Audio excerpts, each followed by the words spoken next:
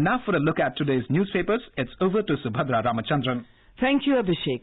The terror attack on an army camp in Jammu and Kashmir dominates the front pages of most newspapers this morning.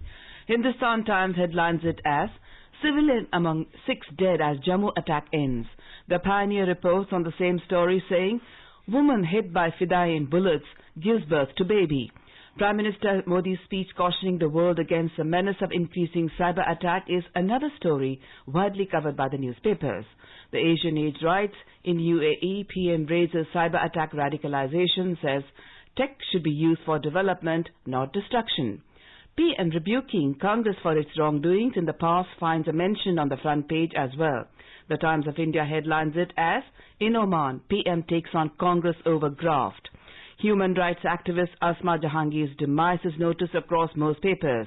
The Statesman reports it as, human rights icon Asma Jahangir passes away, and further adds that, known for her outspoken nature and unrelenting pursuit for human rights, Asma was the first woman to serve as the president of Supreme Court Bar Association.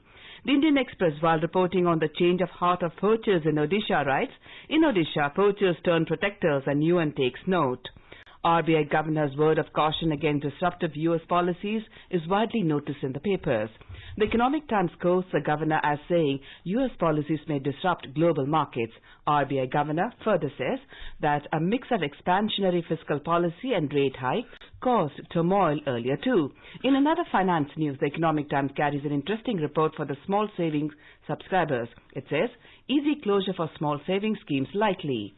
Muslim Personal Law Board coming down heavily on a senior cleric is a story that finds front page space in Times of India that says Muslim board sacks cleric for suggesting Barbary can be shifted.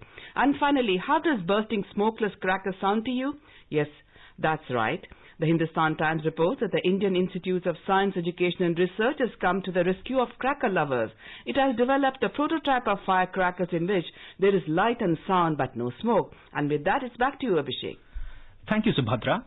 And now before we close the headlines once again. India and Oman signed 8 MOUs including in defense, health and tourism sectors. Prime Minister Narendra Modi holds delegation-level talks with Sultan of Oman in Muscat. Mr. Modi addresses Indian diaspora in Muscat, says Indians are contributing to the growth of Oman as the country's goodwill ambassadors to address India-Oman business meet today.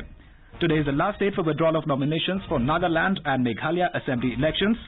Sri Lankan President Maithripala Sirisena vows to bring drastic changes in government following majority win in local body elections by rival alliance led by former President Mahinda Rajapakse. And in Chennai Open ATP Challengers Tennis, Yuki Bhambri to take on Bernabe Zapata Miralles of Spain in the opening match.